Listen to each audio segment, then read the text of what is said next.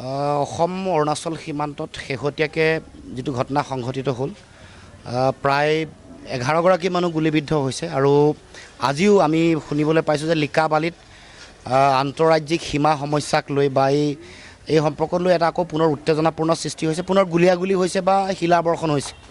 গতিকে এই যিটো আন্তঃৰাজ্যিক সীমা সমস্যা, এই সমস্যাটোৰ স্থায়ী সমাধান নোহোৱাৰ কাৰণে আৰু এই গোটেই বিষয়টোত অসমৰ মুখ্যমন্ত্ৰীয়ে সমস্যাটো সমাধান হোৱা বুলি মিছা মতাৰ কাৰণে আজি এই পৰিৱেশ সৃষ্টি হৈছে।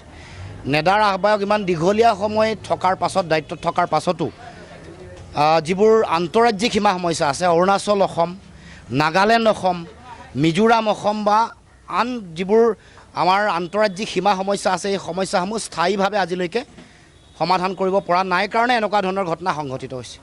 গতিকে আজি এই গোটেই ঘটনাটোৰ কাৰণে মূল জগৰীয়া অসমৰ মুখ্যমন্ত্ৰীৰ ব্যৰ্থতা, অকমন্যতা আৰু এই বিষয়টোক এনেই ঢাকি ৰাখিবৰ কাৰণে চেষ্টা, ক্ৰেডিট ল'বৰ কাৰণে, নিজে ক্ৰেডিট ল'বৰ কাৰণে যে এই সমস্যাটো সমাধান হ'ল বুলি বিভিন্ন সময়ত তেওঁ ঘোষণা কৰে যে আৰু কোনো সমস্যা নাই। যেতিয়া মেঘালয়ৰ মুখ্যমন্ত্ৰীৰ লগত বহে তেতিয়াও তেওঁ এটা ক্ৰেডিট ল'বলৈ চেষ্টা কৰে। এতিয়া কিন্তু মুখ্যমন্ত্ৰীয়ে নিজৰ ক্ৰেডিট ল'বলৈ যাওঁতে এই সমস্যাটো জোৰা তাপলি মাৰি সমাধান কৰিবলৈ বিচাৰোঁতে এনেকৈ আমাৰ নিৰীহ জনতাই, অসমৰ মানুহে তেওঁলোকে বলিদান দিব লগা, ত্যাগ কৰিব লগা পৰিৱেশৰ সৃষ্টি হৈছে।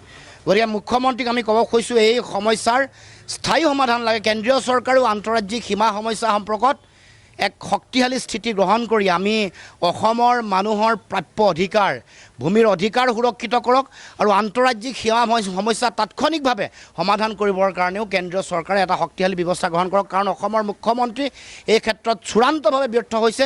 এইটো কেন্দ্ৰীয় গৃহ মন্ত্ৰণালয় আৰু দেশৰ প্ৰধানমন্ত্ৰীয়ে এই কথাটো তেওঁলোকে ভালকৈ জনাটো দৰকাৰ।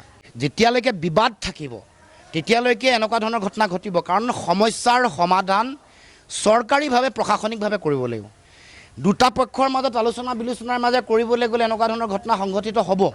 কাৰণ যিকোনো এটা বিষয়ক লৈ সমাধানৰ স্থিতিত আহিব নোৱাৰিবও পাৰে। কাৰণ চবৰে নিজা নিজা যুক্তি থাকিব, নিজা নিজা কাগজ পত্ৰ থাকিব, নিজা নিজা অধিকাৰৰ প্ৰশ্ন থাকিব, নিজা যুক্তি থাকিব।